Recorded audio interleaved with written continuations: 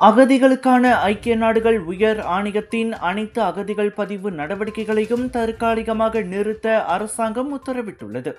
DPP எனும் அகதிகள் பதிவு ஆவண திட்டத்தின் மூலம் அகதிகள் நிர்வாக முறை மறுசீரமைக்கப்படும் வரை அவ்வாறு செய்யப்படும் என துணை வெளியுறவு அமைச்சர் லுகானிஸ்மான் அவாங் சவுனி தெரிவித்தார்.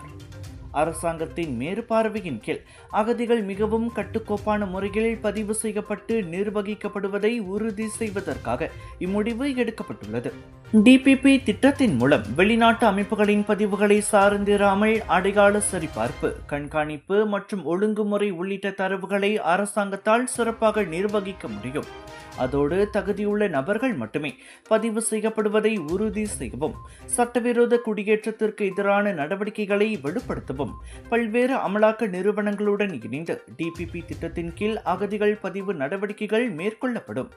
அதனை தவிர்த்து தடுப்பு முகாம்களில் உள்ள சுமார் 5000 மியான்மர் நாட்டினரை அந்நாடு ஏற்றுக்கொள்ள தயாராக இருக்கும் பட்சத்தில் மலேசிய கடற்படை கப்பல்கள் மூலம் தாயகம் திருப்பி அனுப்ப திட்டமிட்டுள்ளதாகவும் லுகானிஸ்மான் விளக்கினார். மியான்மரால் அங்கீகரிக்கப்பட்ட குடியுரிமையோ அல்லது அடையாள ஆவணங்களோ இல்லாத ரோஹிங்யா அகதிகள் விவகாரத்தை கையாள்வது மீதான அரசாங்கத்தின் நடவடிக்கைகள் குறித்து மேலவையில் கேட்கப்பட்ட கேள்விக்கு அவர் அவ்வாறு பதிலளித்தார்.